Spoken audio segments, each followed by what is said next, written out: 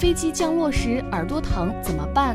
如闻医生特邀专家吴宝俊，西安交通大学第2附属医院耳鼻咽喉头颈外科副主任医师。这个就牵扯的一个咽管的问题，飞机降落或者是这个潜水或者上山，气压变化大的情况下，就会引起这个咽管的异常。咽管异常，病人自己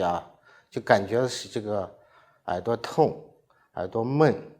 听力有轻度的下降。这种情况下的话，通常我们有习惯了，在这个降落或者起飞的过程中，气压变化大的时候嚼嚼口香糖，张张嘴，这种情况下它可以缓解一下这个耳朵的疼痛。有些人情况比较严重的情况下，会疼比较厉害，这块就会引起一些我们叫气压性的中耳炎。这个情况下就要就医，我们要用点药物来控制它。